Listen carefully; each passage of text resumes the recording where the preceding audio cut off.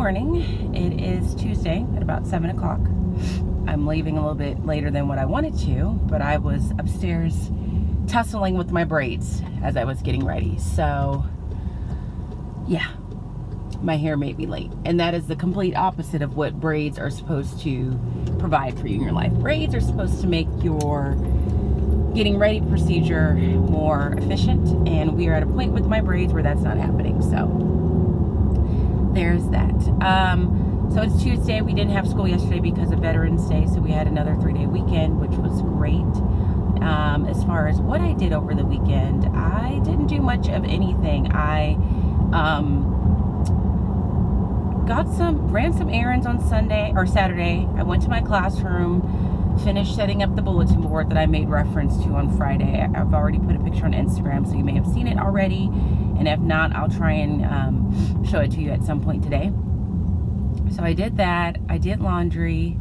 I ended up buying an Apple Watch, which I'm surprised by, because I swore for years that I would never get one of these watches because everybody's watch looks the same. I don't necessarily want text messages and everything like on my wrist, but with just exercising, trying to be more efficient with like my to-do list, and really when I walk the dogs, just not having to carry my phone and being able to use this instead is what kind of swayed me in that direction. So I went with my brother and got one on Friday. I feel like I want to do like a review down the way about it, about like a review of just a real person reviewing whether or not this Apple Watch is worth the hype, because I feel like when I was looking up reviews, these were like tech people that are into just like new technology, and so I might be doing that.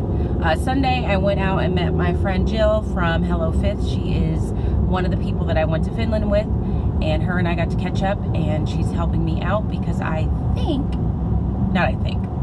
know I'm going to put out in the universe. I am hoping to open up a TPT store within the next couple months.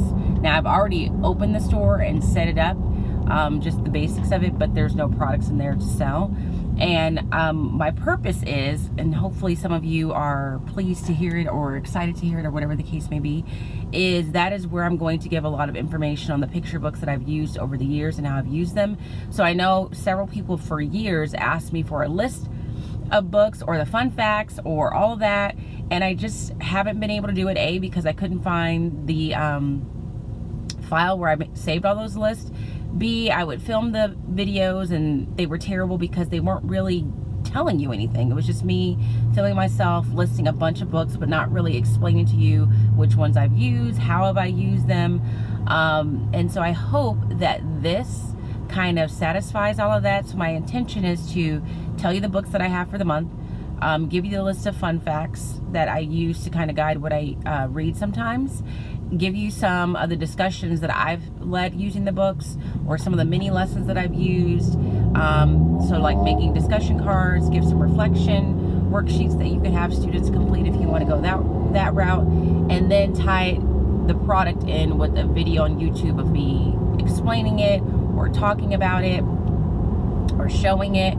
And my goal is to like create questions that are like standards based, obviously, and refer to Bloom's taxonomy. So it's this big idea that I have. And so I met up with Jill on Sunday because she does have a TPT store and she's pretty successful with what she's providing. And so she just kind of gave me some tips on getting started and things to consider. So I did that on Sunday. I got a massage on Sunday, which was great, except for my masseuse was talking to me, which is not really something that I want when I'm getting a massage. She's really nice, but when I go get a massage, it's really just a quiet time for me, and I don't really want to conversate. And then once they start talking, I don't really know how to politely tell them to stop talking. So my next massage, my strategy is to just not talk, which I did this past Sunday, and I thought like maybe she'll pick up on the clues that I'm not talking, and I feel like eventually towards the second half of the massage she picked up on that and stopped talking. But yeah, I did that on Sunday. And I don't know, I feel like I did something else. And then yesterday I ran a series of errands, worked out, started making like the beginning pieces of this TPT product, and just relaxed a little. So this week in terms of vlogging, I'm not sure how it's going to go because I have a meeting after school or something to do after school every day, and that's usually when I've been vlogging. Now I have a union meeting today after school. Tomorrow's Wednesday. Tomorrow I have a meeting after school, and then Thursday I'm getting these braids taken down after school, and then Friday I'm getting my hair done. So I'm gonna try my best to kind of vlog in between all of that. So I'm just about at school. Today they are gonna start iReady testing, so that'll be a chunk of the day. And then we're gonna continue with our extended writing project, and I think that's the bulk of what I have planned. So I will check in with you guys as soon as I can. Good evening, everybody. It's 5:30. I'm getting ready to leave, but I am checking in because I said that I would yesterday, and I didn't. And I didn't want another evening to go by today without me checking in. So I couldn't check in yesterday because I had a union meeting after school and I just didn't have time to check in. And then today we had a staff picture that we had to take, and then I had a leadership meeting after school. Then I had to come back in here and make sure I had sub plans ready for tomorrow because I will be out tomorrow. And that brings me to this point. But I definitely wanted to share what we've done in the class the past 2 days because I've really enjoyed it. So I came up with a very streamlined version of a short Native American study because it's Native American Heritage Month this month, and so I streamlined some of the suggestions that Megan at TooCoolForMiddleSchool had provided in a video that she did. And if you haven't checked out that video, I highly suggest it, not just because she's a friend of mine, but because there were really some great things in there, and everything's linked in the description box, so you really don't have to go hunt for it. And she's not paying me to say this, I just truly am saying that from the bottom of my teaching heart. So yesterday what we did is I just reiterated to them that, you know, multiculturalism and recognizing different cultures and backgrounds and their experiences is something that's very important to me, so I will always try and make an effort to do that. And that this month was Native American Heritage Month, and that's what we're going to be focusing on for the next week. So we're going to take a pause on what we've been doing in social studies, which is writing these news articles based on battles from the Revolutionary War. So I said first we're going to just do a quick KWL chart. I just slapped that together with some construction paper and some markers and just told them to record and write down things that you know, things that you want to know, and then after the process, some of the things that you've learned. So this first one is my homeroom class, and then the one down there is the switch class. So some of the things that they said that they knew is that natives were slaves. They had like a community-based lifestyle. There's a tribe called the Maya. They wanted to know things like what are their traditions and beliefs, how did they make their weapons so efficient, how do they make money to provide for themselves now, and what are their clothes made out of. And then after things were said and done, they learned about, well, I'll leave that because I kind of wanted to talk that through. So we did that, and then I said, okay, what we're going to do is we're going to read a quick article that was linked in Megan's video about like the historical relationship that we've had with this group of people as a culture. So this is from Newsella, and it's titled A Short History of the U.S. Government's Relationship with Native Americans.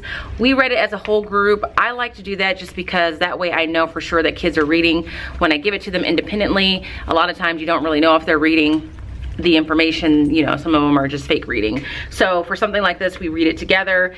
Their classwork assignment for today was annotating while I wrote. So I said your classwork assignment and the points that you get in social studies today are just based on the quality of the annotations that you make as we're reading this together. So things that you're highlighting, things that you note, things that you find interesting, and they did a good job of doing that for the most part while we were reading through this. And so this just gives them like a brief history of like some of the major turning points in our relationship as a country with the Native Americans. They learned about treaties and how sometimes treaties were signed that were probably not legitimate because the person that signed them didn't necessarily represent the best interest of the tribes they were representing. Some battles, some Supreme Court decisions, and the fact that through all of this, the U.S. government owes the Native American culture $1 billion. So we read that, talked about it, shared some of the things that we learned from that. And then I showed a video, I think it's titled something like Native Americans on Culture and Race or something like that. But again, that is linked in Megan's video, so I will probably just link her whole video in my description box so that you can just go directly and pick and choose what you want to use. And it's about a 6 or 7 minute video clip, and it's pretty like, intense in some ways. So one of the biggest things that they got from that, and I got from it, because I don't know that I ever really thought about it or really spent much time thinking about it, was the concept of blood quantum, and that Native Americans have to, in essence, prove their Native Americanness by going through this process. And one of the people in the video explains that that they are the only like ethnic group that has to go through those steps to prove just how Native American they are. And so afterwards I talked about the fact, like, if I want to apply for something or I want to do something that is relative to being African American, I don't have to prove anything. Like, I don't have to provide documentation, I don't have to provide birth records, information on my ancestors. All I have to do is say I'm African American and it's a done deal. And so in the video, another person goes on to talk about the fact that the reason this is happening is that as a nation, we're, you know, the effort is to kind of like minimize the number of true Native Americans that are still present in the country today. And then we talked about why might the government want to do that. And then we eventually got to the point where we're saying, well, if there's no Native Americans left, then what we owe to them as a country or as a government, we can't really pay it because there's none left, you know? And so I said, it's not, they in both classes, like, they were just like floored by the idea of blood quantum and what one of the women was discussing and explaining in the video. And we talked about the 1-drop rule for African Americans, but how it's the complete opposite when you're dealing with Native Americans. And they just were like, they were literally like mind blown. They were like, but that's not right, or that's not fair. And I'm like, I know, that's the point. Like, this is one of the reasons why we have a Native American Heritage Month.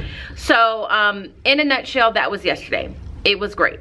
I loved it. I loved the conversations. I loved seeing like the wheels in their brains turning. So it was amazing. Today, we read another article. Let's see if I have it in my extras. Oh, today's a different day. Hold on. Today is not Tuesday. Today is, oh my gosh. I'm panicking.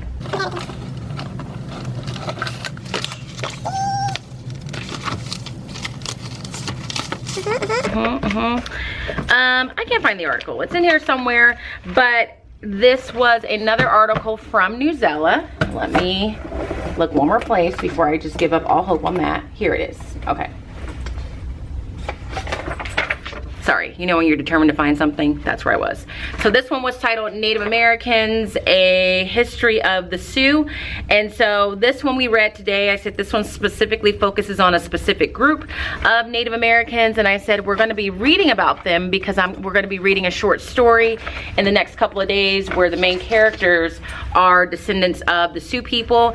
And we just want to have some background on them as a people so that we have some understanding as to why some of the things that are mentioned in the short story are being mentioned. So we did that, and then I also said I'm going to show a short video clip on buffalo, and I want you to watch that clip and then think to yourself, why, in the context of this short story that we're going to read, and really as a culture, why are the buffalo like a significant animal to Native Americans? So I showed the video.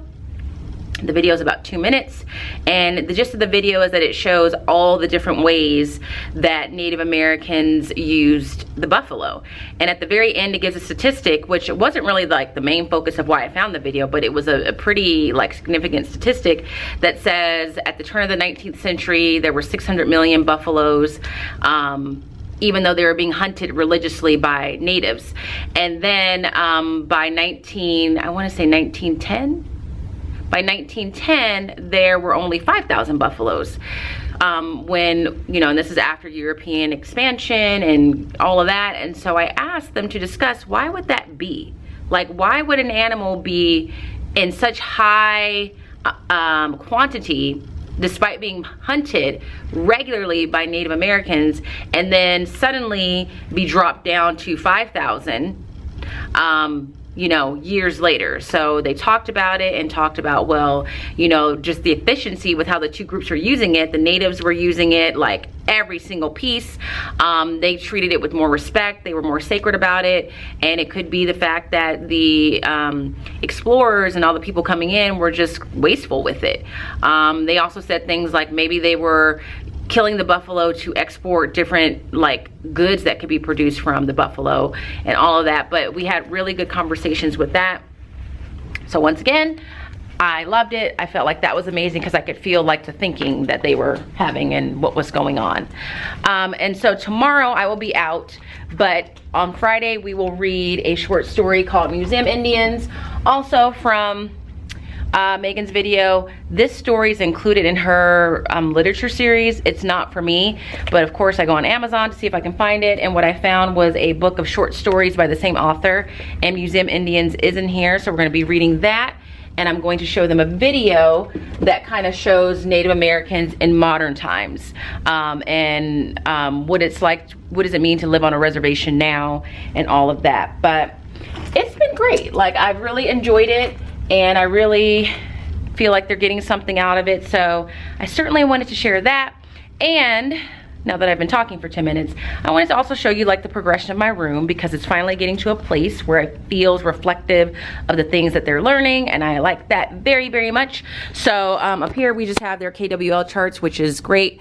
But I wanted to show you the bulletin board that I finished. Did I show this to you already? I don't know, but just in case I didn't, here's the growth mindset bulletin board that I referenced last Friday that I didn't want to show you. I like the way it turned out. I did this again because there were some paint splatters on the wall that I just couldn't take anymore. And then here are their self-portraits. They, again, in the process are so like embarrassed by them and they think they're terrible. But I told them once you get them up, they come out great. And so my leadership class came in today and they were like, oh my God, these are so amazing. So I told the kids that. I said, see? And this is my favorite one. Look how good this one is. Now, mind you, this student wants to be an artist. I think an animator, he said, when he gets older. And this is a student that I had in 5th grade and he is now in 8th grade, but it looks like him, like he literally looks like that, which is great. So there they are. Not all of them have animals because middle schoolers don't always remember to do things, and I'm not going to be printing out 50 animal pictures. And then this one I really like. She just drew her favorite animal, which is a butterfly over her eye. I thought that was super artistic. So that's up. Some of the anchor charts that we've done, I'm putting them here, and I'm just going to leave them up until I feel like they don't need to be up anymore. And then I decided to hang the breakup letters on the wall here. My plan with this spot is that eventually I'll do some one-pagers and those will go there. And then these are all tea drops. So they did a whole spilling the tea activity. I can't remember if I ever told you guys about that. I feel like that's footage that I deleted. But they basically summarize what happened during the Boston Tea Party, but like in modern speak, like, girl, did you hear? And so they had a lot of fun with that. That day I gave them some iced tea and some cookies, some English tea cookies, and then they watched the episode of Liberty's Kids that is specifically on the Boston Tea Party. So that's that. Now that I've updated you, I need to go home because I need to walk my dogs and have some dinner and try and get a couple things graded before the day is up. I probably won't vlog tomorrow because I have another union meeting and there's not really anything I can vlog with that, but you never know. Maybe I'll surprise you myself, but more than likely I will see you guys on Friday.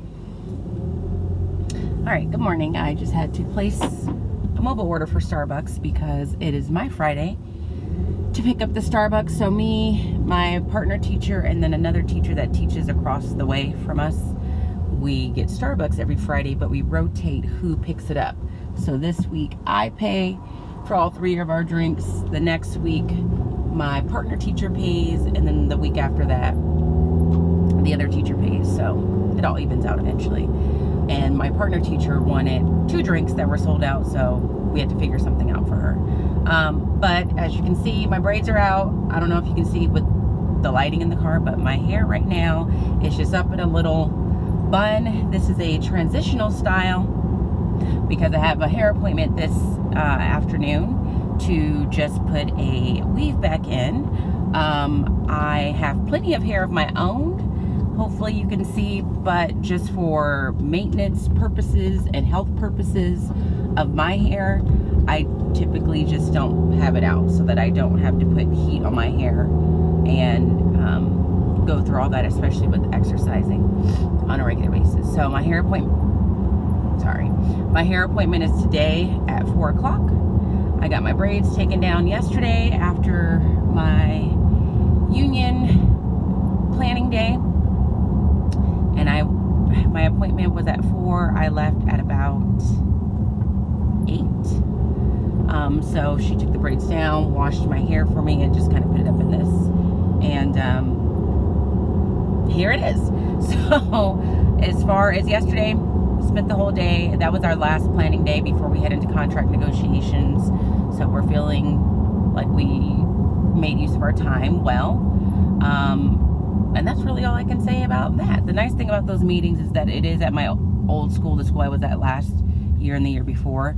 So the first 2 times I definitely made an effort to go out during lunchtime to see some of my students, because that's what they, some of them want to keep in touch. So I went in the lunchroom the first time, and then the second time I just went out at recess when they were there. So that's the nice part.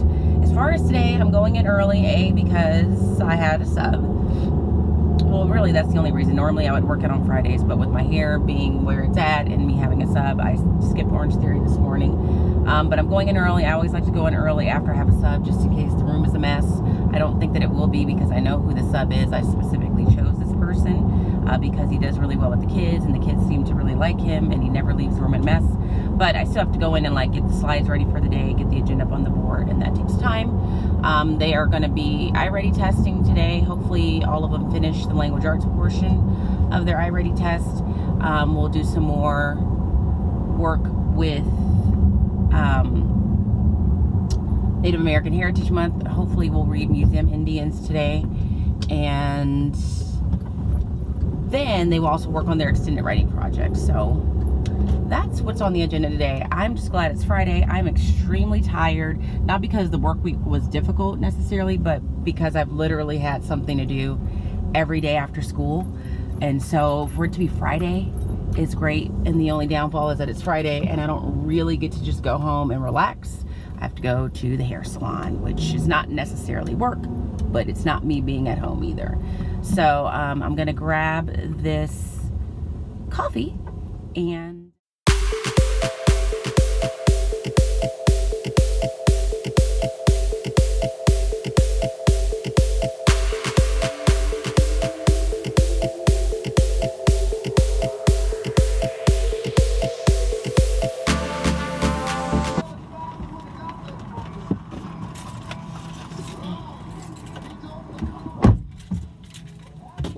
Alright, I got the orders. It was a long wait because it's Friday and everybody comes to the Starbucks on Friday. I'm sure it's the case with any Starbucks. Everybody feels like they deserve a treat on Friday, so they go to Starbucks. So that's the downfall of not going to Orange Theory on Friday mornings, because normally when it's my turn to order the coffee, I just mobile order the Starbucks and go to the one that's right next door to Orange Theory, and I just pick it up after class, and then that's one less thing for me to do in the morning. So I didn't get to do that today, but it's 7 and I don't have to be there till 7:30, and school starts at 8, so I have about an hour. So anywho, I will more than likely check in with you after school, because I just know that I'll be busy today. So I will see you guys then.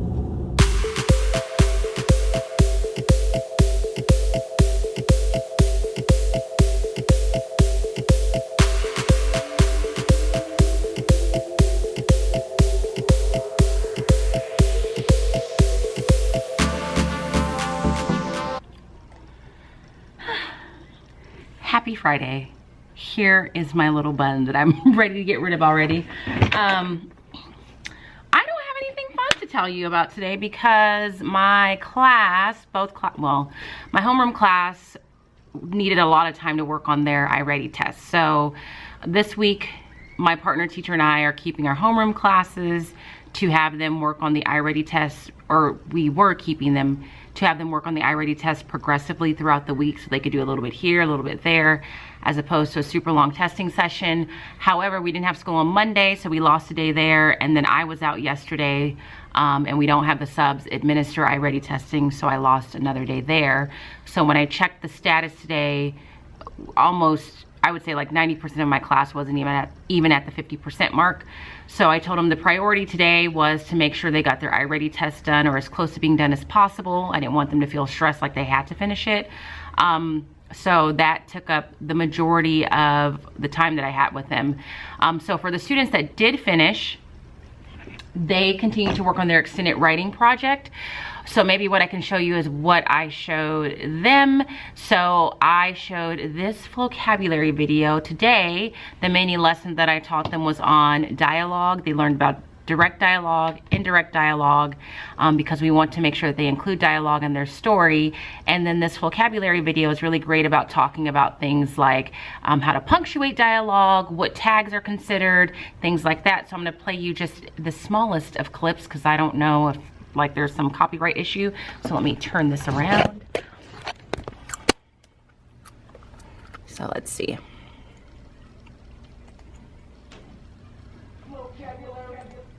Oops.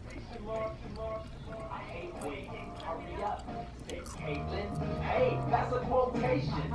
That's what someone says word for word. It's not a paraphrase or a summary, you heard? Also known as dialogue. We do it a lot when we ask, yell, whisper, and remark.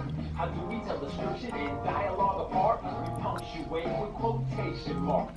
So they watched that. Both classes seemed to enjoy the little beat with that. So I showed them that video, and then I made a very quick PowerPoint, not even PowerPoint, sorry, Google Slides presentation on dialogue, and this just came from StudySync. I just choose sometimes to take the information that they are sharing on StudySync and just present it in a slide format, because sometimes the information on those tabs is really dense for the students and I don't think that they're going to read it. So when I make it in a slide, I'm able to make sure that they've at least heard it because I'm presenting it to them. Let me turn this around again. So I just made this quick Google presentation based on the information that was provided on StudySync. So just defining what dialogue is and why it's used, and then the difference between direct dialogue versus indirect dialogue. So I showed them that and then said, so for those of you that are done with your iReady test and you're waiting for your classmates to finish, that's the next mini lesson that I'm sharing with you guys, and it's really the last one. So they were able to continue working on their story. They were still following this flow of things that they need to do in that particular order. So that way I felt a little bit better because at least the day wasn't totally lost. Some kids were able to work on their stories, and we got some progress made with their iReady testing. So I guess that's what had to happen. And then the funnest part is in my homeroom class, since they were seated for so long and like working, in the middle of the testing period, I had them stand up and do a go noodle stretch, which they did. They did around the town and they did it. And then at the end, I had them do a moose to cha, which was one of my favorites when I taught third grade. And I hadn't given out table points yet, and so I said, okay, the group that wins table points is going to be the group that I feel is the most like entertaining and enthusiastic doing a moose to cha. And they all did it, and they honestly had fun doing it. You can tell they enjoyed just being silly and goofy, and so I gave the group that was the most enthusiastic, they won table points, and then I gave the class, I let them pull a stick out of their kerplunk just for being good sports and doing it. So pretty much the same thing happened with my switch class. The only difference is that there were students in that class that weren't done with their math iReady test, since that's what they've been working on all week. And because I really don't like having classes on two totally different lessons, I gave them some time to work on their iReady math test, while the rest of the students who were done worked on their extended writing project, just like in my homeroom class. So things got bumped. I didn't get to do what I thought I was going to do today, but that's fine. So yeah, I am getting ready to leave. I'm gonna go home. I have to walk the dogs because I'm trying to close my rings every day on my Apple Watch, and I didn't go to Orange Theory this morning, so I need to walk the dogs to at least get my 30 minutes of activity under my belt. And then I have a hair appointment at 4 o'clock today. So I feel like this vlog is a little bit shorter because there was no school Monday and then I didn't vlog at all yesterday. But hopefully you got something out of this week's vlog. If you did, give it a thumbs up. If you'd like to comment, please do. I will be sure to respond. If you're not following me on Instagram, please do. All I want for Christmas is 10,000 followers on Instagram for the swipe up link. So help me out with that if you can. But aside from that, I hope everything is great and I will talk to you guys next week. See you then. Bye. Hello everybody. If I edit this video the way I intend, it is now a week later. It is Friday, November the 22nd. I believe the last time I vlogged was last Friday, November the 15th. I chose not to vlog this week because I never edited the footage from last week and I didn't want to be overwhelmed with footage to edit. And on top of that, my partner teacher needed a camera to take care of an assignment she needs to do in the credentialing process. So it just worked out that I let her use my camera for a few days this week since I knew I wasn't going to be vlogging. But I definitely wanted to jump on and kind of wrap up some of the things that I did in honor of Native American Heritage Month. I believe that I mentioned a few things last week, all of which came from Megan at TooCoolForMiddleSchool. I watched her video on what she does to teach about some of the history of the Native American culture, and so I stole a lot of those ideas. So today, I just kind of wanted to wrap up the things that I shared in honor of that little series that I did with my class. So the end of last week, I showed my class a video from YouTube that just showed the significance of the buffalo to Native Americans. And the gist of the video was just showing how they use the buffalo from like head to tail basically, and how it was just important to them. They derived a lot of sustenance from this one animal, and I wanted them to understand that because in a short story that we were going to read, one of the characters was going to encounter a buffalo, and for lack of better term, has like this emotional reaction to seeing the buffalo, and I wanted the students to kind of understand why. So that story that we read is Museum Indians. So this was a story that Megan mentioned in her video, and if I remember correctly, this story just happens to be a part of the language arts series that her district uses, but it's not a part of the language arts series that my district uses. So when I was planning this out, I just went on Amazon to see if I could find the story somehow, and I was able to find it in this collection of short stories by Susan Power called Roof Walker, and within this is the story Museum Indians. It's a super short story. And I'm glad I bought this book because after reading the story, I do like her style of writing. So I might look into ways to use this down the line or maybe next school year. But you can see the story only spans that. And then I think there's copies on the back here. And then this is the end of it. So it's just a few pages. And the story is being told from the perspective of a daughter who lives with her mother. I get the impression that the mother is a single mother. They are both Native Americans. The mother moved to Chicago to help financially support her family and has never left. She left life on a reservation to move to Chicago and has been there since, and her daughter was born and raised in Chicago. And so part of the story is just like the difference of, or the dichotomy of how this mom is very tied to nature and truly does miss life on the reservation and just that kind of living environment, versus the daughter who only knows life in the city and really enjoys the city and thinks everything about the city is normal, and finds some of the aspects of reservation life like abnormal or uncomfortable for her. And so also within this story, you get the sense that the mom is, you know, very vocal, very strong-willed, very passionate about things that she believes needs to be discussed. And one of the things that she does is she takes her daughter to different museums throughout the city. And there's this one particular museum they go to that happens to have a dress that belongs to one of their ancestors. And you don't know why and how the dress got there, you just know that it's there. And so there's a scene where the mom and the daughter are reacting to seeing this dress.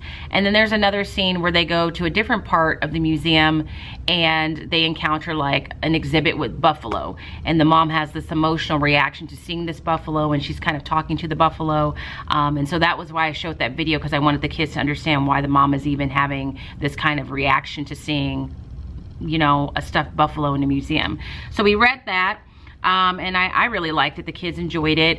We just kind of, I had them annotate as they read. I asked them to kind of analyze the type of character the mother was and use text evidence to explain how they know that. I had them compare and contrast the mother and the daughter. My battery's about to die. And so we did that. That was Monday. And then the next day, I think, or a day or two later, we looked at some passages from the book hashtag not your princess.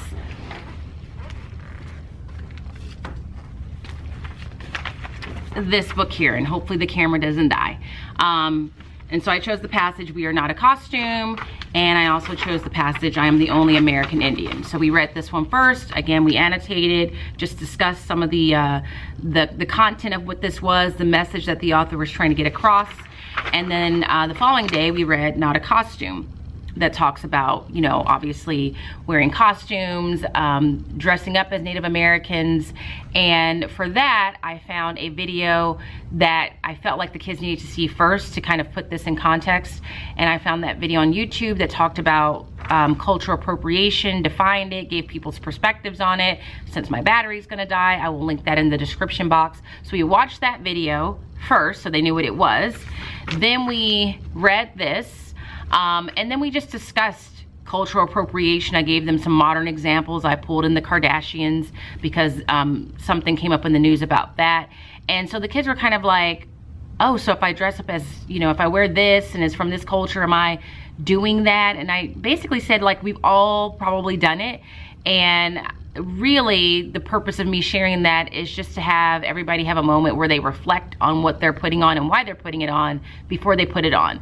So I kind of gave some of my personal experience or opinions with it and just made sure they understand, like, it's one thing to put on dress and you truly are trying to learn about the culture and you're invested in understanding its traditions and all the meanings behind these things. And it's another thing to just put it on because you think it's cute or you're putting it on to make fun of. And I said that's definitely where cultural appropriation is going to be something that someone might say to you. And I said, and even if you're not doing it, someone might say, oh, you know, they may accuse you of that, but as long as you know the why behind it and you understand what you're doing and you're doing it out of respect or curiosity, then you'll probably be okay with explaining to that person, you know, why you're dressed that way.